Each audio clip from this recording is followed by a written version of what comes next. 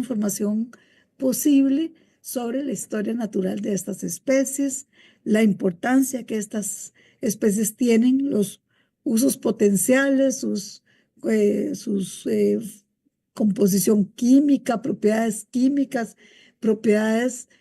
que puedan ayudar en resolver tanto problemas de salud como problemas de alimentación, situaciones de diferentes niveles que nos permita darle una utilidad a nuestra biodiversidad.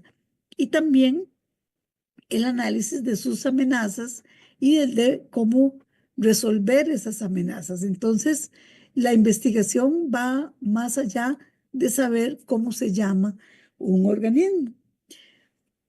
Mientras que la documentación de la biodiversidad puede realizarse no estrictamente utilizando el método científico, ¿verdad? Sino que se puede realizar en actividades no sistemáticas, en prácticas de estudiantes, dentro de otros procesos como los inventarios en estudios de impacto ambiental, que es todo también un área que produce mucha información, pero que en estos momentos no está conectada, o sea, no está en el radar de, por ejemplo, del SINAC ni de las oficinas de permisos de investigación.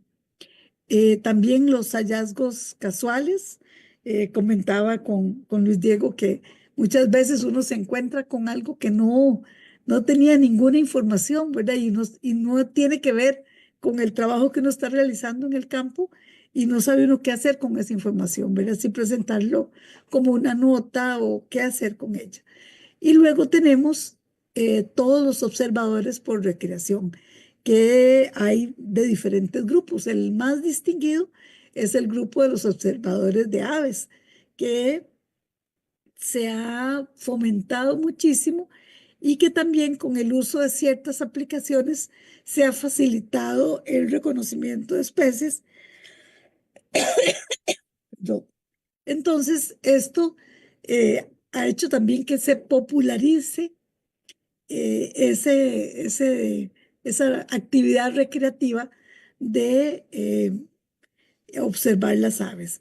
Entonces, cuando necesitamos documentar la biodiversidad de un sitio, nos aparecen una gran cantidad de registros provenientes de estos observadores. Y ahí hay una situación a veces difícil de cómo manejarlos, ¿verdad? Porque algunos de ellos puede que existan especies que se parecen mucho entre sí, pero que ya para diferenciarlos es necesario una captura, revisarle las plumitas y ver exactamente si se trata de la especie A que está en peligro de extinción o la especie B que es una especie común, pero que se parecen muchísimo entre ellas.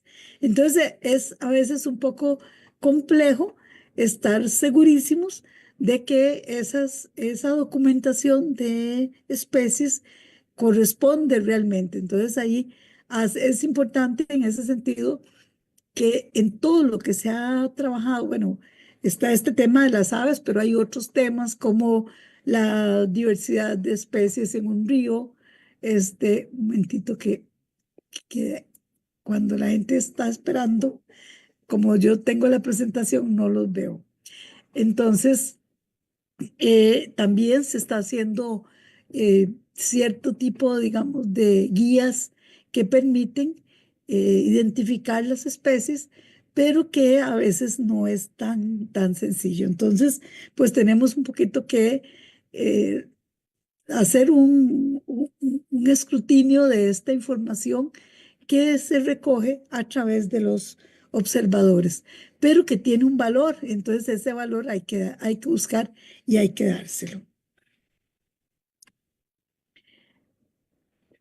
¿De qué le puede servir a las comunidades conocer su riqueza en biodiversidad? Bueno, en primer lugar, que puedan conocer el recurso con el que cuentan, que puedan explorar un potencial en ecoturismo y otras actividades productivas relacionadas a la presencia de ese recurso. ya sea igual que sea una planta que tenga capacidades medicinales, etcétera, o para hacer una crema cosmética. O sea, habría muchísimas oportunidades que se pueden explorar conociendo que cuentan con esas especies. Luego también permitiría, el tener ese conocimiento de la biodiversidad, permitiría aglutinar esfuerzos para la protección y puede ser un eje que motive la organización alrededor de la protección de ese preciado recurso.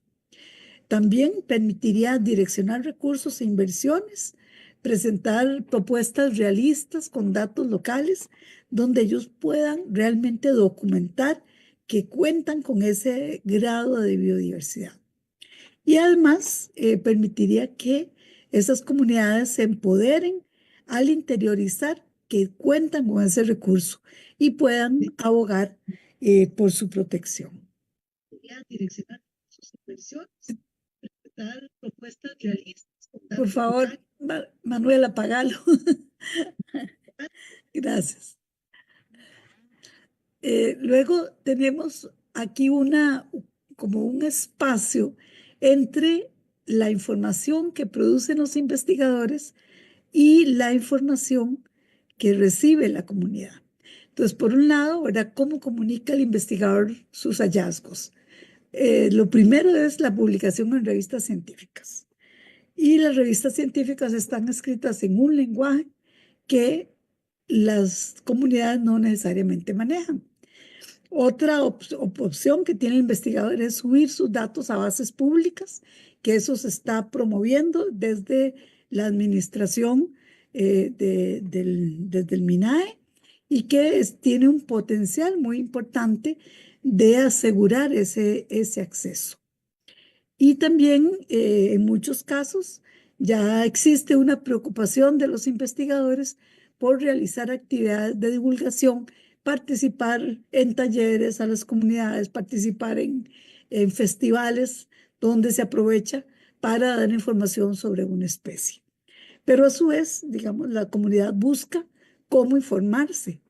Y bueno, pues el principal medio es a través de los diferentes medios de comunicación, los buscadores en las redes, ¿verdad? Pero con el problema de que en las redes no hay un editor, no hay nadie que diga eso es cierto o eso no es cierto. Entonces uno puede buscar información de una especie y le aparecen 10 fotos que entre ellas no tienen ninguna relación, que no sabe uno cuál sería, ¿verdad? Si lo busqué por el nombre común, me pueden aparecer muchas plantas iguales, parecidas, pero que no necesariamente son esas. Por ejemplo, si uno busca el chilillo, entonces le aparece el chilillo que usan los payasos en Desamparados, el chilillo que es el que tiene propiedades medicinales para la cura del cáncer, y aparecen otros chilillos ahí que en otros países le llaman chilillo. Entonces, o sea, con el nombre común uno no puede hacer mucho y a veces las redes no le permiten a la comunidad tener la información propia de su localidad. Las revistas, ¿verdad? Ellos se pueden revisar, las revistas de divulgación. Ven National Geographic, ven Animal Planet, que desgraciadamente también se han ido promocionando hacia programas televisivos, sobre todo que son un poco como el cazador de serpientes, el buscador o sea, como un poco más a la aventura que a la información científica. Entonces hay que hacer también un escrutinio. Entonces vamos viendo que en realidad hay pocos mecanismos sistemáticos para que las comunidades puedan tener una información veraz y de acuerdo a sus posibilidades. Entonces, ¿qué es lo que realmente les llega, verdad? ¿Qué es lo que sucede? Bueno, de que primero que muchos de los temas de investigación son con interés meramente académico, más que con los intereses de las necesidades de una comunidad. La información se produce en un lenguaje no accesible y también tenemos las amenazas sobre la biodiversidad que están avanzando a una velocidad mayor y que la biodiversidad se pierde en algunas ocasiones sin que la hayamos conocido. Y eso pues nos resulta entonces que las comunidades tienen poco acceso al conocimiento de la biodiversidad. Y entonces, bueno, ¿cuál es ese panorama, verdad? ¿Cómo está la situación actual? Entonces aquí le doy el pase a Luis Diego para que él continúe con su presentación. Muchas gracias, Ana. Bueno, continuando con la línea que estaba comentando, Ana, inclusive el tema de las temáticas de investigación, ¿verdad? Que nos podrían importar. Em, Esta publicación que sacó la revista Science en 2023 muestra como las nuevas barreras o las nuevas fronteras, más bien, naturales o ecosistémicas que ellos han definido, ¿verdad? Y que involucra procesos ecológicos muy importantes para mantener la vida en la Tierra, ¿verdad? Incluyéndonos a nosotros como parte de esa vida. Y como ven en el grafiquito, bueno, es una espiral, ¿verdad? La parte verde es la zona segura, ¿verdad? Donde mantenemos, por ejemplo, los niveles de concentración de CO2 a un nivel seguro, la acidificación de los océanos, el tema de los ciclos bioquímicos están, ¿verdad? Estables, etcétera. En ese nivel verde representa como está en el periodo interglacial del Holoceno, ¿verdad? Que la Tierra se mantiene como un nivel de estabilidad ambiental, ¿verdad? Ecológica, que permite que toda la vida surja, ¿verdad? Sin mayor problema. Y lo que está pasando, ¿verdad? Por lo menos al 2023, que es lo que muestran los datos, es que ya la mayoría de los procesos, ¿verdad? 6 de ellos, inclusive, cambio climático, integridad de la biosfera, el tema de los ciclos bioquímicos, de los flujos, ¿verdad? El nitrógeno y fósforo llegaron a un nivel de alto riesgo, ¿verdad? Un alto riesgo donde ya el retorno va a ser más difícil a la zona verde. Entonces, es como una de las tantas alarmas, ¿verdad? Que salen, ¿verdad? Y de las cuales deberíamos tomar en cuenta, ¿verdad? Para definir las políticas de investigación y las acciones de investigación de aquí en adelante, ¿verdad? La paso yo, ¿verdad? O como quien la pasa. Yo paso, usted me avisa. Sí, Ok. ok. Este gráfico es muy interesante porque, como estamos hablando de investigación y comunidades, nos muestra cómo era la Costa Rica de 1983 en cuanto a esa estructura de edades, ¿verdad? Entonces, en aquella época teníamos en más del 30% de personas, y sumando con adolescentes, niños, niñas y adolescentes, eh, tenemos casi más del 40% de la población en el 83 en esas edades, ¿verdad? Ahí se nos fue la presentación ahí, Un ¿verdad? momentito que es que donde admití, pero volvió o no. Un momentito. No, no vuelta. Espérese para salirme y volver. ¿Qué pasaría? Un momentito, por favor.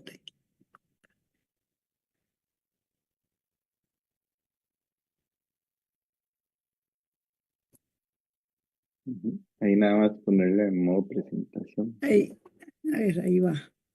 Ya, es que dura un ratito. Ok, listo, muchas Vamos, gracias. me dice cuando le Entonces, pasa.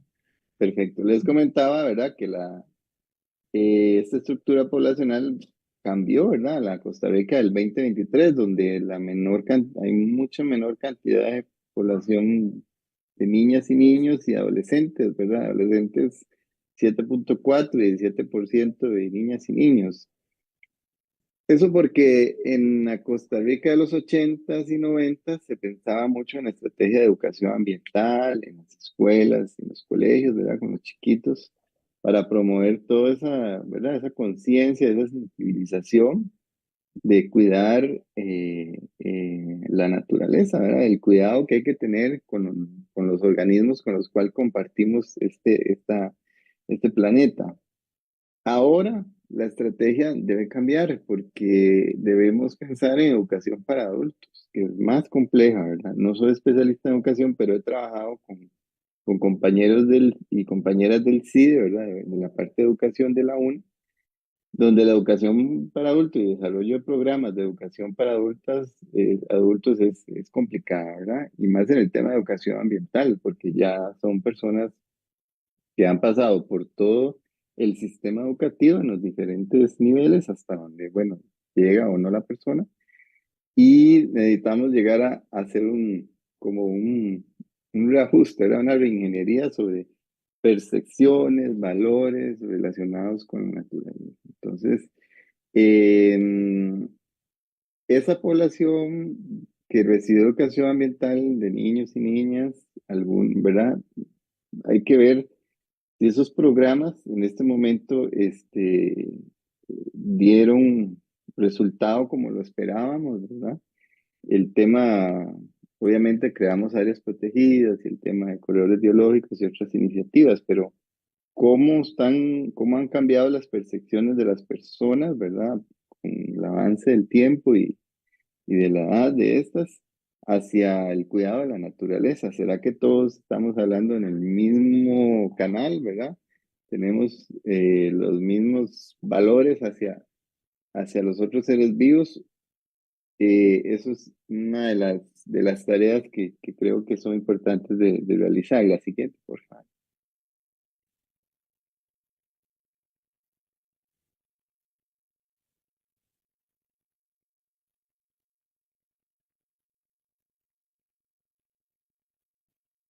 No, ahí, eso. Y hay que tener en cuenta que esto no es un fenómeno propio del país, sino también en Latinoamérica está ocurriendo, ¿verdad? Ese envejecimiento de la población, lo cual puede ser una ventaja porque si nosotros desarrollamos estrategias de investigación, ¿verdad?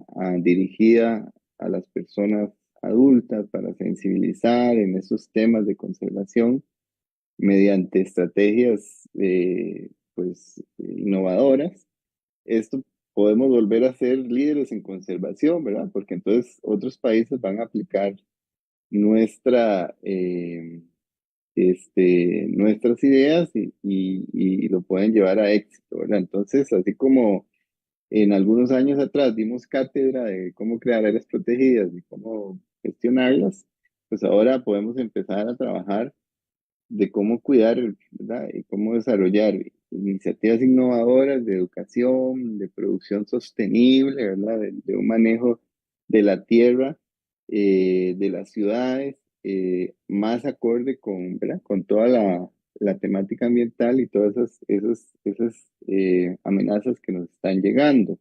Siguiente, por favor. Este otro gráfico es interesante también, o sea, que hay una publicación, principalmente comparando el año del INDER, ¿verdad? El del 2013 con el del INBU del 2020, ¿verdad? Este nos muestra la distribución de la población, que es otro de los enfoques y de los parámetros que debemos abordar, ¿verdad? Con un enfoque diferente, porque ya estamos cambiando de una Costa Rica rural a una Costa Rica muy urbana, ¿verdad? Entonces, cuando tenemos población viviendo en las ciudades en gran cantidad, la mayoría de las personas, a diferencia de los que pudieron crecer en la zona rural, el contacto con la naturaleza, con la vida silvestre, con la fauna, con los árboles, con los animales, el agua, los ríos, esas interacciones se pierden, ¿verdad? Y por lo menos en ciudades que no se han desarrollado, ¿verdad? Para mantener entornos verdes, pues, más amigables. Entonces, siguiente, por favor. Este otro es la cantidad de distritos urbanos y rurales del país, ¿verdad? Entonces, vean ustedes que el dato del INDER, otra vez, ¿verdad? El 2013, al del INBU, que es del 2020, la cantidad ¿cómo se llama?, de distritos ahí han cambiado, ¿verdad? Es el tema más urbano y el tema más rural. Si quieren, la siguiente. Luego, otra cosa que hay que tomar en cuenta para el tema de la investigación, bueno, antes era mucho trabajar en las áreas protegidas, ver el tema de la diversidad, siempre es necesario, siempre es verdad, hay que seguir siendo monitoreo, pero ¿qué pasa afuera, por ejemplo? ¿Qué pasa con el restante 50 y resto por ciento que no está, por lo menos bajo cobertura boscosa, que no está en áreas protegidas, que no está en algún nivel de protección, eh, y que ha cambiado pues en el paisaje. Este dato de la piña, por ejemplo, esa es la piña, no me salió el número, pero el del amarillito, ¿verdad? Está los polígonos amarillitos de la piña en el 2000, mientras que en el 2019 es el color rojo. Entonces ahí se ve en el distrito, en el cantón de San Carlos, ¿verdad? Un cantón, perdón, con diferentes expresiones de ecosistemas, ¿verdad? Muy rico y que este cultivo, ¿verdad? Ha hecho, pues como somos ¿verdad? El país que ostenta el grado de mayor productor de piña, pues ha sido agresivo, ¿verdad? Esa política hacia la producción de piña y por eso le hablo, por decirlo así, le ha ganado espacio a otros usos de la tierra que podrían ser más amigables con la naturaleza y con la diversidad. Entonces, temáticas relacionadas de investigación podrían llevarse a cabo para evaluar, ¿verdad?, qué está pasando con estos cambios. La siguiente, por favor. Este también es interesante, lo pueden ver que es el tema del área plantada con incentivos o PSA, área de plantaciones forestales, y versus área cosechada, ¿verdad? En el periodo 1990 al 2000. Entonces, alguien podría decir, bueno, mira, ya se está aprovechando menos madera, ahora esas áreas están restauradas, ya no hay plantaciones, ¿verdad? Pues en realidad no. En realidad hemos dejado de ejercer una actividad que es las plantaciones forestales y la hemos cambiado, por ejemplo, por piña. Una de las grandes empresas productoras, por ejemplo, de melina, al año 90 tenía sus 4.000 hectáreas de melina. Hoy en día tiene 2.000 y tiene 2.000 de piña. Y bien, bueno, la melina no es así como el uso de la tierra, de verdad, ejemplar, pero si yo, digamos, si tenemos manadas de mamíferos, ¿verdad? Como saínos o chanchos de monte, inclusive un jaguar, y necesita pasar por un corredor y se encuentra con un melinal y un piñal, pues obviamente la fricción es más alta con el tema de piñales o bananales. La carga de agroquímicos también es súper pesada, ¿verdad? Comparado con las de plantaciones forestales. Y además, este gráfico muestra también que seguimos consumiendo madera, pero ya no de aquí, ¿verdad? Entonces, estamos generando externalidades negativas, estamos diciendo, bueno, aquí no vamos a plantar más para no aprovechar, ¿verdad? Un discurso un poco contradictorio, pero sí vamos a traer madera de pino de Chile, ¿verdad? Donde se destruyen bosques naturales para plantar pino, o importar madera de China o de Nicaragua, y no sabemos, ¿verdad?, qué tan rigurosos ambientalmente son como aquí para la producción forestal, porque nosotros tenemos muy buena normativa y legislación que ampara eso. Entonces,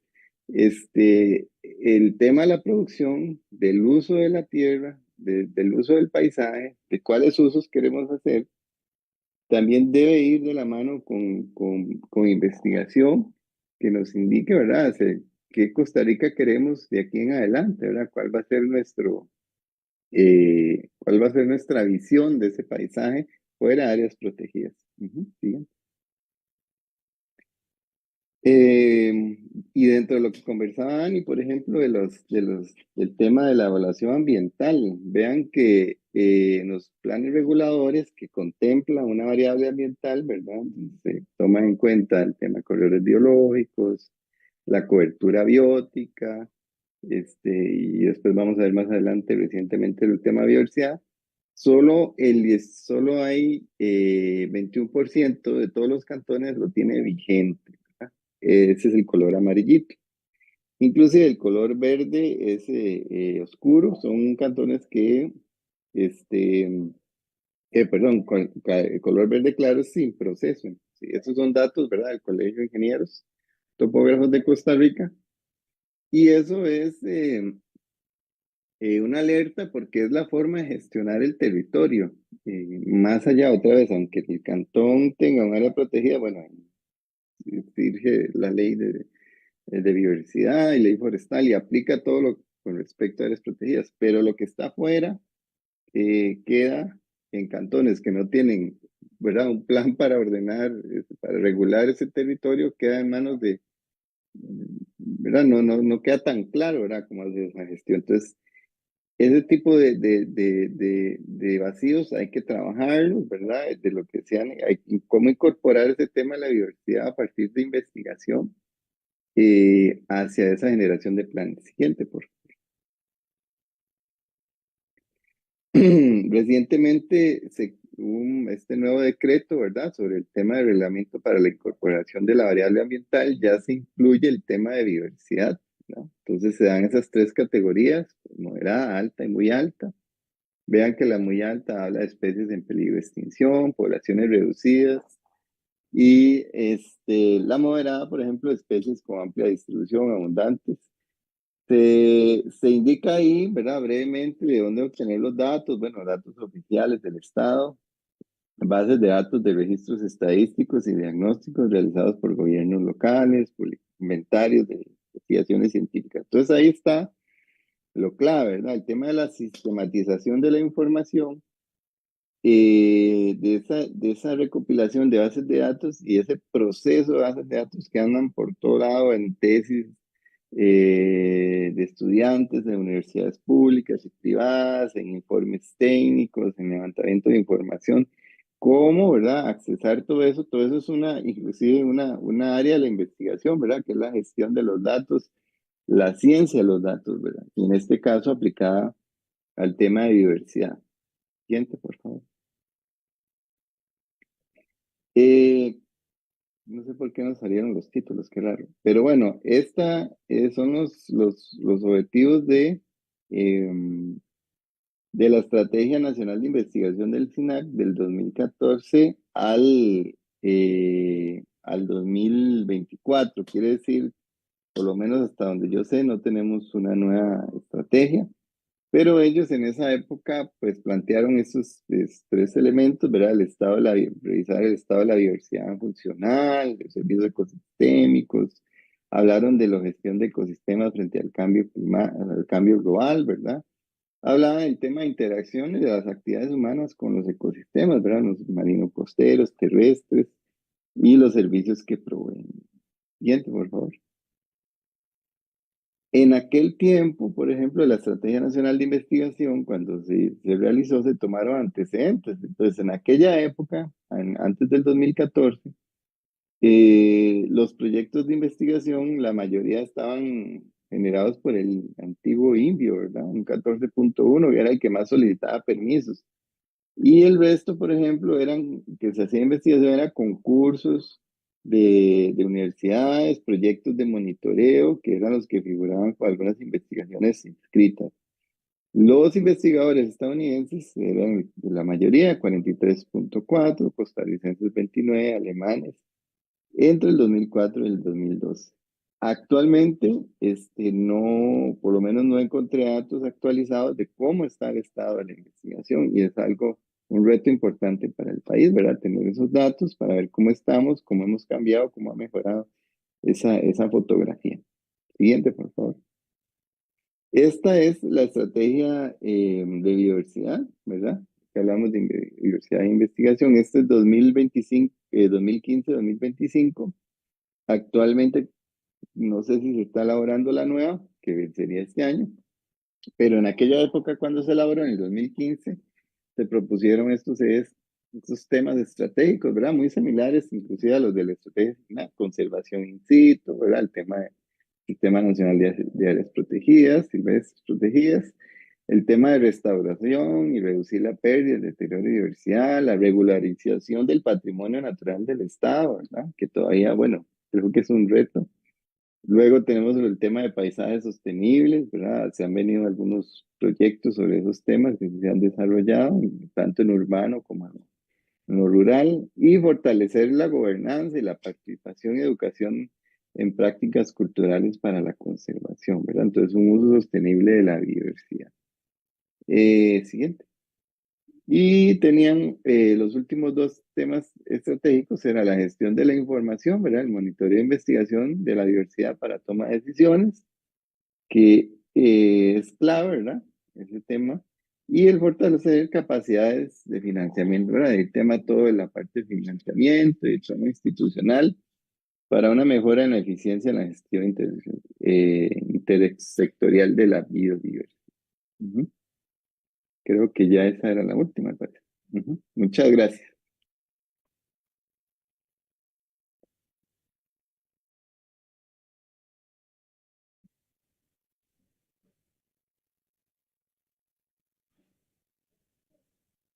Bueno, Muy bien, sí. Ahora, don Diego y doña Ani, vamos a abrir un periodo de preguntas, ¿verdad? Y que ustedes puedan conversar un poco más acerca de esto. Entonces, abrimos tanto el chat de este espacio en Zoom y también en nuestro Facebook, por lo que si tienen alguna consulta, alguna pregunta, pues estamos acá abiertos a leer esas inquietudes. Bueno, aquí don Rafael Vinda nos dice muy interesante las presentaciones. Igual, si alguna persona también quiere hacerlo más en la oralidad, puede levantar la mano y le damos la palabra. Ando buscando la manito, pero no la veo, es que estoy con un teléfono. Adelante, puede Germán tomar la Rodríguez. palabra. Don Germán, adelante. Mire, muy interesante cuando nos ponemos a comparar lo que es los terrenos forestales con, digamos, la parte de plantaciones y toda esa cuestión con el incremento de la piña, ¿verdad? Y cómo jamás podríamos comparar este, las ganancias que puede tener la gente con la piña versus las ganancias con las plantaciones forestales. Sin embargo, es importante hablar un poquito de lo que es la contaminación que produce la piña en nuestras nacientes, en nuestras quebradas, versus la contaminación que podría estar produciendo la melina, la teca u otras especies, muchas especies nativas que también se han metido dentro de los programas de reforestación. Desgraciadamente nuestra sociedad yo creo que no logró entender que el asunto de una plantación lleva su sacrificio y que al igual que como sembramos tomates, chiles, naranjas, aguacates, o sea, cuando el cultivo está maduro, hay que aprovecharlo. Y bueno, fue un sacrilegio que vieran los camiones cargados con tuquitas de plantaciones para hacer tarimas o para hacer algún tipo de muebles con maderas un poco blandas. Eso llevó al final a la gente que reforestaba a salirse de la actividad y hoy veo que como que nos resentimos de que la gente no siguiera reforestando en el país. Eh, yo diría que faltó un poco de, de meterle ganas al asunto, de no perseguir tanto la gente que cultivaba sus plantaciones y sí preocuparnos un poco sobre la forma en que se iba acrecentando las plantaciones de piña y cómo ya casi todo el país lo tenemos sembrado de piña. Ahí uno ya estoy empezando medio a ver ahí Guanacaste, que era como la última provincia que nos faltaba. Y como que ya la piña quiere meterse también a Guanacaste con todo el problema de sequías y todo que presenta la provincia. Sin embargo, bueno, esos proyectos eh, que se están planteando de llevar agua a través de canales y todo eso va a permitir que también la piña se expanda por Guanacaste. Entonces, eh, mi alusión a esto es qué falta nos hizo haber tenido algún mensaje hacia la sociedad civil de Costa Rica sobre que no era un pecado que usted sembrara árboles y los cosechara. Eso es el comentario que quería hacer inicialmente. Gracias. Muchísimas gracias a don Germán por este comentario. No sé si doña Ani o don Diego quisieran hacer alguna referencia o pasamos al siguiente comentario. Eh, bueno, yo no puedo levantar la mano porque soy la que tengo ¿cómo se llama? El sistema. Entonces no me sale a mí la manita. Pero, bueno, entre todos los temas que planteamos y que parte de conocer la biodiversidad, también entra el concepto propiamente de sostenibilidad, ¿verdad? De cómo sí podemos aprovechar los recursos siempre y cuando se hagan de manera racional. Y en esto ha habido como un desbalance, ¿verdad? Nos hemos orientado a una protección en áreas protegidas, pero los temas relacionados a la protección en áreas fuera de las áreas protegidas, pero de sistemas de protección que sean sostenibles, o sea, donde pueda haber producción, cosecha, etcétera, ¿verdad? Porque cuando hablamos de la sostenibilidad estamos tomando en cuenta de que las personas tienen que vivir y comer, ¿verdad? Yo creo que ese es el punto que planteaba don Germán, ¿era? Que no es eh, que dentro de esa mentalidad de conservación así enfrascada, ¿verdad? Cerrada, no da oportunidad para prácticas sostenibles, ¿verdad? El problema también fue que en estas plantaciones se usaron especies que no eran las especies nativas. Sin embargo, como bien lo expuso Luis Diego, una plantación de árboles de X, de lo que sea, siempre va a tener menos contraste o que va a dar más la posibilidad para que una especie, o sea, un grupo de animales pueda pasar o sea, tener conectividad a través de ese ecosistema. Entonces, esas matrices, ¿verdad? Que nos dan cualquier tipo de plantación son muy diferentes a las de las plantaciones no forestales, a los cultivos agrícolas, que también ahí hay variaciones. Una cosa es un cafetal, otra cosa es un bananal y otra cosa es un piñal, ¿verdad? La piña tiende a ser una matriz demasiado difícil para las especies para pasar. No sé si les digo, quisieras decir algo y luego le damos a Sí, los compañeros. Sí. sí, claro, no, excelente ahí, Ani. Y también, bueno, yo quisiera también comentar el tema del manejo en bosque natural, ¿verdad? La compañera ahí de la escuela me decía que, por ejemplo, en una área de conservación se presentaron 63 solicitudes de permiso para aprovechar madera de bosque natural y solo se otorgaron 3, ¿verdad? El tema es el siguiente, bueno, esas que se otorgaron, ¿qué tal están, verdad? ¿Qué técnicas?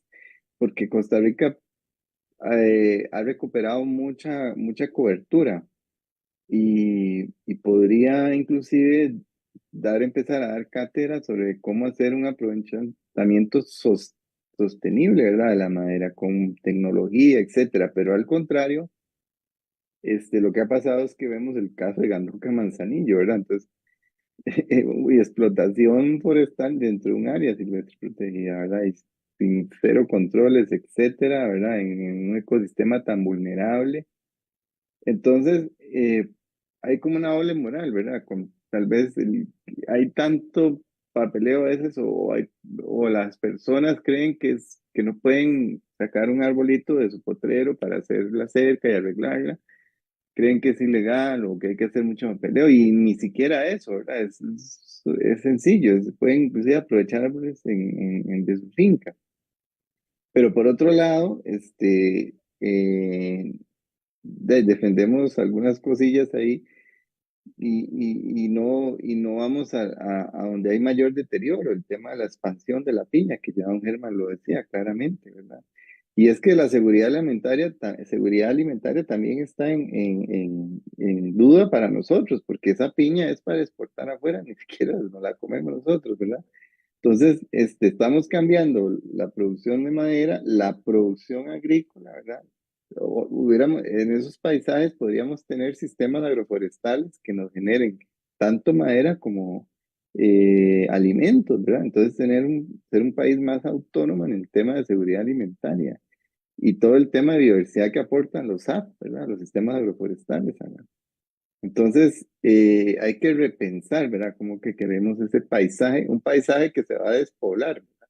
Y entonces cuando se despobla, cuando no hay gente ocupándolo, como decía Daniel Jansen ahí en ACG, bueno, hay que poner a la gente aquí a trabajar en todo el parque, que la gente nos vea que estamos usando el parque, haciendo investigación, los de juegos, etcétera, porque si la gente ve que ese terreno ahí no hay nada y no se hace nada, ¿verdad? Es un terreno baldío, voy a aprovechar y voy a sacar y explotarlo, etcétera. Entonces, es un uso inteligente de la tierra que deberíamos plantearnos, ¿verdad? En el futuro, de ahora hasta el futuro.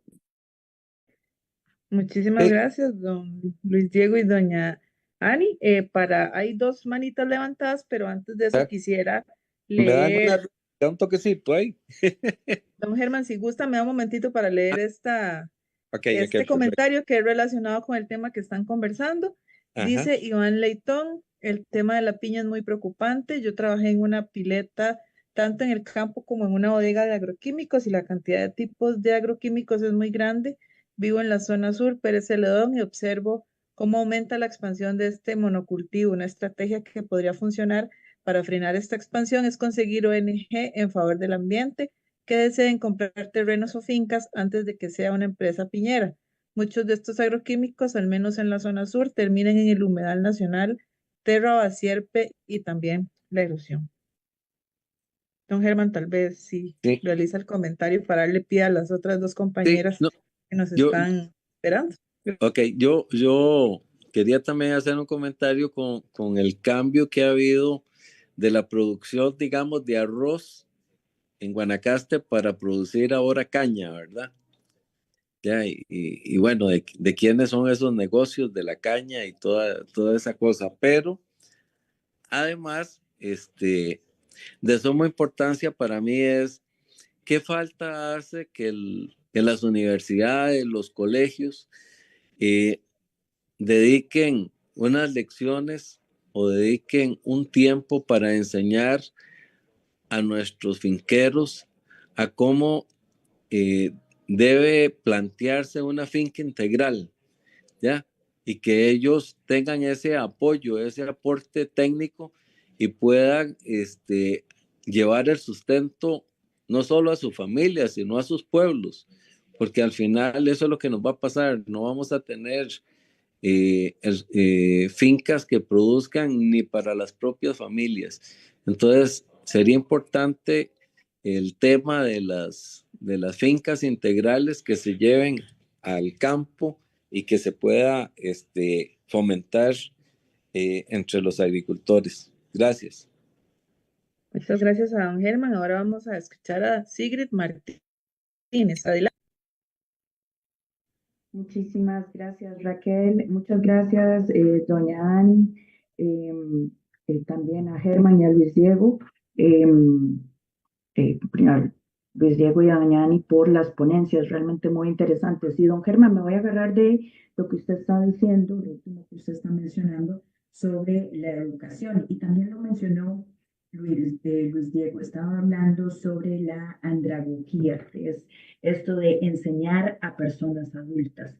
Es uno de los temas más importantes porque sabemos nuestra población está envejeciendo y por tanto debemos de enfocar todos nuestros esfuerzos hacia cómo llevar el conocimiento hacia ellos y no solamente enfocarnos en nuestras áreas protegidas, sino las gentes en la ciudad, para que la gente, como parte de un total de país que somos, que todos tengan el conocimiento con respecto a qué pasa en una zona y la otra. Decía don Germán hace un rato que la gente reaccionó de X o Y forma cuando veía, ¿verdad?, los camiones con las tuquitas porque no fue bien informada. Entonces, mi pregunta va dirigida hacia cómo generamos el conocimiento, cómo generamos el interés y cómo hacemos que se involucren las distintas entidades. Y les presento la pregunta como, ¿se vale soñar?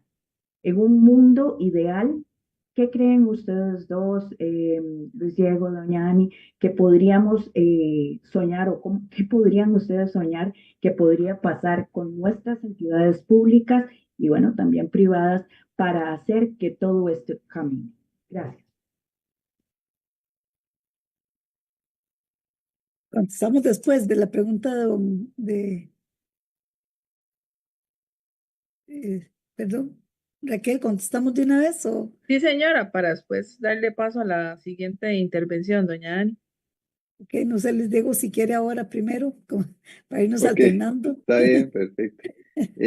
Bueno, eso es realmente una utopía. El tema de la coordinación interinstitucional, ¿verdad?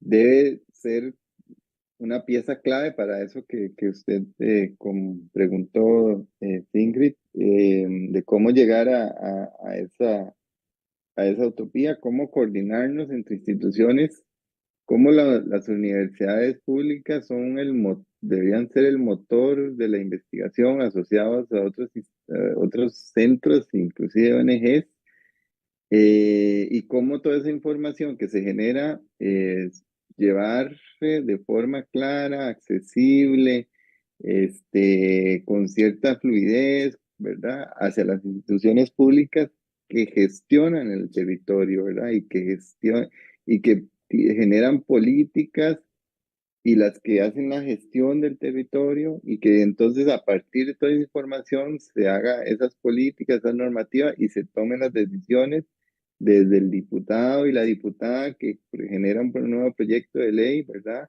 Hasta el funcionario de SETENA que revisa ¿cómo se llama? Un plan regulador, ¿verdad? O simplemente la funcionaria o funcionario municipal que va a ver un tema de contaminación, ¿verdad? Y cómo trabajar con eso. Entonces, todas esas acciones en el territorio deberían estar fuertemente sustentadas con ciencia, con investigación, pero para eso las universidades y otros entes que trabajan en investigación, ¿verdad?, que tenemos en Costa Rica, deben abrirse, ¿verdad?, de una forma transparente, accesible, ¿verdad?, democrática, de esa cantidad de datos, ¿verdad?, que se generan. Y también hacer una retroalimentación, ¿verdad?, con las personas que están al día a día, con la diversidad interactuando, ¿verdad?, viendo los conflictos, las problemáticas, para que, ¿verdad?, podamos ayudar a resolver esas situaciones, porque muchas de las soluciones ya las conocen y nosotros podríamos colaborar con la parte de tecnología y la parte de aporte en conocimiento, ¿verdad? Entonces, por ahí va la cosa, ¿verdad? Es un tema de ponernos de acuerdo y comunicarnos y no dejar esas islas, ¿verdad?, en las que ahora, pues, lamentablemente estamos funcionando. Yo le añadiría que a lo que expresó Luis Diego, yo añadiría que además en ese mundo ideal, ¿verdad?, las personas estuvieran más dispuestas a entender lo que es el bien común. O sea, porque aquí todo el mundo, digamos, pelea porque le protejan la finca al vecino, pero cuando es que me van a poner limitaciones a mi finca o a mi terreno, ya no quieren. Y entonces ese ha sido, por ejemplo, la mayor limitante en los planes reguladores, que cuando se hacen todos los mapas y se hace la propuesta de zonificación, ahí es donde todo se termina. O sea, todo el proceso es perfecto. Todo el mundo va, todo el mundo escucha, todo. Pero en el momento que se presenta la zonificación, nadie quiere que le regulen su propio terreno. Entonces, el no entender que esa regulación es en función de un bien común, de un bien mayor, es algo que ha echado, digamos, por debajo a la mayoría de los planes reguladores, porque ahí es donde se caen. O sea, en el momento en que se presenta la zonificación y entonces mi finca que tiene bosque está en una categoría que debe mantenerse protección, porque así lo dice la ley, pero no me gusta verlo así en el plan regulador, porque entonces ya, ¿verdad? Vienen todas las historias, no puedo heredarle a mis hijos, no puedo hacer mi casita, no puedo que pensar que mis nietos van a poder construir ahí una finca. O sea, en realidad es como un idealismo, ¿verdad? Pero entonces, lo que se está, por ejemplo, prometiendo o buscando para proteger un corredor biológico que está en terrenos privados, se hace casi imposible, ¿verdad? Entonces, es ahí donde hay que buscar las alternativas productivas, sostenibles, para poder convencer de qué es lo que se puede hacer en esos terrenos. Muchísimas gracias a ambos. Ahora tiene la mano levantada, dice el usuario Futuro Verde Restaurante. Restauración, ¿no? Restauración, casi restauración. Restauración. Puede hablar si gusta.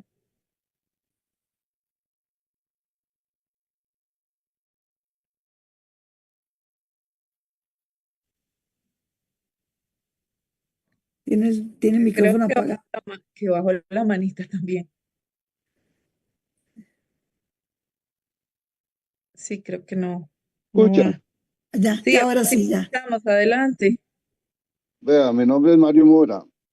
Muy interesante bueno, la charla y todo. Sí, yo quiero preguntarles a usted, pero tenemos la carencia de los planes reguladores en la mayoría de los gobiernos locales, lógicamente.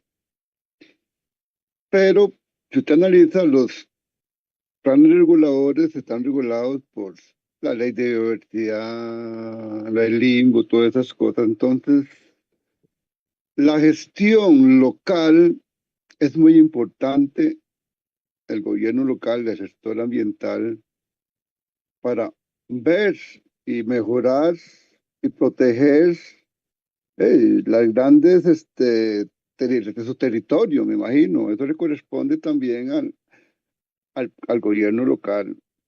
Se basan en el plan regulador, estamos de acuerdo. El plan regulador, lógicamente, es un ordenamiento territorial, pero la ley les permite a ellos también cómo podemos nosotros ordenar territorialmente nuestro cantón con base a las leyes del agua, de toda la biodiversidad, ley de todo, ¿me entiendes? Y lo que está, lo del limbo, ¿me entiendes? Entonces yo siento que a veces falta voluntad, pienso yo, porque si esperamos a que el plan regulador funcione, pues vas a encontrar un cantón deteriorado.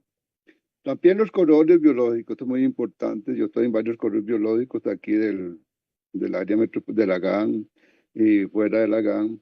Pero yo les he dicho a estos lugares, a ciertos lugares, de que estos corredores biológicos deben también llevarse a nivel de las provincias, como Guanacaste, como Punta Arenas, como todos, que no solo la GAN, porque son parte de un corredor biológico para hacer la conectividad en esos lugares del bosque, de las áreas protegidas que se encuentran en esos lugares, y no se busca esta conectividad. Yo les digo, y ustedes van por el mismo camino de la GAN, de que van con el problema de que si no tienen ordenamiento y no solo limitarse al ordenamiento territorial, sino simplemente ustedes tienen la facultad para ordenar tú, porque la ley te los permite. Ley. Segundo, o tercero, ¿qué piensan ustedes, por ejemplo? Bueno, los planes de gobiernos cambian cada año, depende del partido que quede, pero el debilitamiento de el SINAC internamente a través de un gobierno que ha debilitado grandemente al personal de las grandes áreas protegidas. Un día tuve la oportunidad de ir ahí a Opal, ahí. Resulta que en aquel tiempo tenían 20 empleados, ahora tienen 8, ahora solo 5, y eso sucede en todas las áreas protegidas. Entonces, hay un problema ahí de que políticas ejercidas por, me imagino que por un grupo externo de los grandes desarrolladores industriales que hay, habitacionales, la transgeneración, eso de que los pueblos los han sido comprados por personas extranjeras, y entonces van delegando a los propios hogareños de esos lugares, entonces, y eso es muy importante, entonces digo yo que todo es parte del conjunto para la biodiversidad y la conservación. La alimentación sostenible, hay que hacer una alimentación sostenible, la ganadería, la piñera, no podemos parar un desarrollo económico en un gobierno local porque hay que producir y hay que generar empleo, porque si no, la gente va a emigrar, y eso es lo que está pasando con los grandes agricultores y ganaderos, porque sus hijos, que son los que han heredado, venden sus propiedades a extranjeros, y ya porque no van a producir, porque ya están estudiando, tienen su profesión. Entonces, todo eso es una cadena. Entonces yo siento que hoy en día tenemos que organizarnos todos como tal, tanto la sociedad civil como el Estado, de manera que cuidamos lo que tengamos. ¿Qué sentido? Lo hecho ya está. Lo que se perdió, pero debemos de cuidar lo que tenemos y cómo vamos recuperando, restaurando ciertas áreas de una manera organizada y planificada. Y desgraciadamente, si nosotros como sociedad civil no cuidamos nuestra tierra y los quedamos callados, tanto a nivel del gobierno en turno, a nivel de los gobiernos locales, va a pasar un desastre como Manzanillo. ¿Para qué quiere un plan regulador que es manejado por los grandes pobladores o los grandes desarrolladores que tienen plata? Entonces yo siento que la sociedad civil es muy importante, las organizaciones, las ONG, mucha gente, para proteger todo eso que tenemos, porque yo he tenido la oportunidad de andar por todos los parques nacionales. Yo hace poquito anduve ahí en Santa Rosa, donde veo yo 5 o 7 venados, donde veo todas esas cosas interesantes que las estamos perdiendo, porque esas áreas se están degradando por el cambio climático, porque no hay recursos económicos para proteger, no hay recursos económicos para pagar las fincas, y no hay recursos económicos para ampliar ciertas áreas. Otra cosa importante, los PSA algo aportan a la biodiversidad, a la conservación, en donde debemos mejorar y consolidar para que los pagos de servicios ambientales aumenten su capacidad para proteger el bosque en general, y al aportar a los finqueros a que tienen esas áreas protegidas ahí para que les reconozcan. Yo siento que es una función de todos, y no podemos decir lo que solo el SINAC, el Estado, pero nosotros somos vigilantes realmente de las bellezas que tiene Costa Rica, y no debemos de permitir que grandes desarrolladores vengan, compren, destruyan, pero también hay algo bueno. Hay grandes reservas privadas que están en manos de extranjeros, que hay que reconocerles, ¿verdad? Que a gran parte de ellos han conservado, otros no, pero su mayoría han comprado grandes terrenos y se han dedicado a la conservación. Gracias. Muchísimas gracias a don Mario. Bueno, también tenemos otro comentario como para ir cerrando este espacio de don Rafael Vindas. El análisis territorial de cada una de las presentaciones son muy bien contextualizadas, estudiadas, me resuena mucho todos los temas. Yo creo que, bueno, de esta manera vamos a darle cierre a este espacio, pero no sin antes que doña Ani y don Luis Diego pues nos puedan dar un mensaje de cierre y una reflexión. Muchas gracias. Doña Ani. Gracias, Raquel. Bueno, mucho de lo que planteó don Mario, pues es la situación y es la realidad, ¿verdad? De nuestro país. Pero yo quisiera impulsar, ¿verdad? Como estamos hablando del tema de la investigación y las comunidades, yo quisiera enviar el mensaje, sobre todo, digamos, al público colegiado y a las personas que nos acompañan siempre interesados en este tema, pero que son exactamente la vanguardia de lo que pasa en el país y lo que se defiende en el país. Y que tener la información adecuada y la información pertinente puede realmente ser una herramienta importante para las comunidades, pero sobre todo, ¿verdad? Que hay que producir la información y la investigación que esas comunidades necesitan y que hay que orientar nuestros estudios para dar herramientas que permitan ese manejo sostenible. No podemos amarrarnos a que si el gobierno lo va a hacer o el gobierno no lo va a hacer, porque esto va a estar cambiando cada 4 años y esperemos que cambie, ¿verdad? Pero no podemos quedarnos como dejándole toda la tarea, porque para eso exactamente están las comunidades, porque como bien lo dijo don Mario y también lo dijo don Germán, los recursos son de los ciudadanos, los recursos son del país y nosotros somos el país. Entonces somos los que necesitamos exigir que esos recursos se utilicen adecuadamente y que se puedan proteger y se puedan trabajar de una manera sostenible. Gracias. Muchísimas gracias a doña Ani y a don Luis Diego. Sí, muchas gracias por el espacio y agradecer a todos los que y todas que lograron conectarse, ¿verdad? De alguna forma por el Zoom o el Facebook. Y decirles, bueno, en el tema de la investigación, la biodiversidad en las comunidades, enfrentamos una nueva Costa Rica, ¿verdad? Una nueva Costa Rica desde el punto de vista demográfico, una nueva Costa Rica en el punto de vista político, de pensamiento, de percepciones, y estamos en un mundo completamente, ¿verdad? Avanzado hacia la tecnología, en la era tecnológica. Entonces, todos esos componentes, ¿verdad? Todos esos, y en un contexto de cambio climático, ¿verdad? Tenemos que repensarnos como sociedad de qué es lo que queremos y en eso, y en ese elemento, uno de los pilares es el tema de la investigación, ¿verdad? ¿Quién debe hacer investigación? ¿Cómo se debe hacer? ¿Cómo participan las comunidades? El tema de ciencia ciudadana, ¿verdad? E impulsarlo, ya con todas las facilidades tecnológicas que existen, ¿verdad?